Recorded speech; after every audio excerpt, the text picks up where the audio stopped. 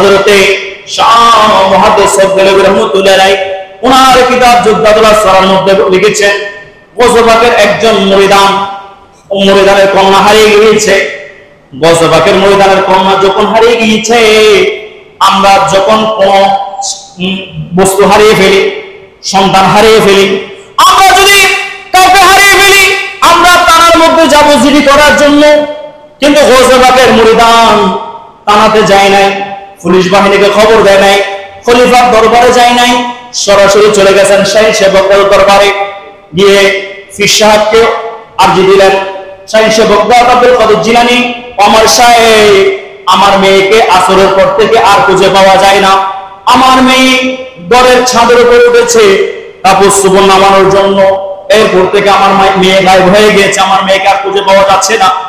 ঠিক সাহাবায়ে কেরামের আমল ছিল, যখন কোনো কিছু তারা খুঁজে পেত না, আল্লাহ রাসূলের দরবারে আসতো।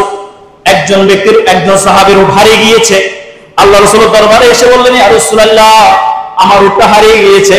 আমার রাসূল জানিয়ে দিলেন, তোমার উট ওই পাহাড়ের মধ্যে গিরিখাতের মধ্যে আটকে পড়েছে। জোরে বলেন না সুবহানাল্লাহ। সাহাবায়ে কেরামের আমল ছিল রাসূলের দরবারে যাওয়া, আর মুরিদানের আমল ছিল শাহী সেবকদের দরবারে যাওয়া। শাহী সেবকদের আব্দুল কাদের জিলানী মুরিদানের কথা শোনার পরে মুরিদানকে পরামর্শ দিয়েছে, এ আমার মুরিদান, তুমি একটা কাজ করো, তুমি বাগদাদের খারাপ অঞ্চলে মরুভূমির মধ্যে চলে যাও, ওখানে গিয়ে বড় একটা বৃত্ত আঁকবা। ওখানে বৃত্ত আঁকার পরে ওখানে ইশারা করতে থেকে বিসমিল্লাহর সঙ্গে আমির শাইখ বাগদাদ আব্দুল কাদের জিলানীকে শাইখুল্লাহ হিসেবে স্মরণ করবা। আমি আব্দুল কাদের জিলানীকে স্মরণ করবা, আগে প্রতিবার স্মরণের আগে বিসমিল্লাহ পড়বা। এভাবে যখন তুমি স্মরণ করতে রাখবা, রাত যখন গভীর হবে, তুমি বৃত্তের বাইরে যাবা না, তুমি বৃত্তের বাইরে দেখবা বিভিন্ন ভয়ানক জিনদের আনাগোনা, যাদের চেহারা দেখলে তোমার ভয় হবে। তুমি ওই বৃত্তের বাইরে থাকবা, বৃত্তের ভিতরে থাকবা, এবং শেষ রাতে যখন জিনদের সরদার আসবে, তোমার মনের বাসনার কথা তুমি জানাবা। ওই মুসবাকের মুরিদান আর দেরি করলেন না, উনি চলে গেলেন ওই খারাপ অঞ্চলের মধ্যে, একটা বৃত্ত অঙ্কন করলেন। বৃত্ত অঙ্কন করে উনি জিকির করতেছেন, বিসমিল্লাহির রহমানির রহিম, ইয়া গাউসুল বাগদাদ শাইখ আব্দুল কাদের জিলানী শাইখুল্লাহ। এভাবে উনি জিকির করতেছেন। ওই মুরিদান বলেন, রাত যত গভীর হচ্ছে, আমি দেখছি বৃত্তের বাইরে ভয়ানক আকৃতির জিনদের আনাগোনা। আমি চোখ উপরের দিকে তাকাতে পারছি না, তাদের চেহারা দেখে আমার ভয় হচ্ছে। আমি বৃত্তের বাইরে যাচ্ছি না, আমি চোখ নিচে করে আমি এভাবে জিকির করতেছি। যখন সাহেরি টাইম হয়েছে, রাত যখন গভীর রাত শেষের দিকে, আমি একটা জিনদের দলের আওয়াজ শুনলাম, জিনদের কাফেলার আওয়াজ শুনলাম, এবং তারা মনে হয় ঘোড়সওয়ারি হয়ে আমার কাছে আসছে।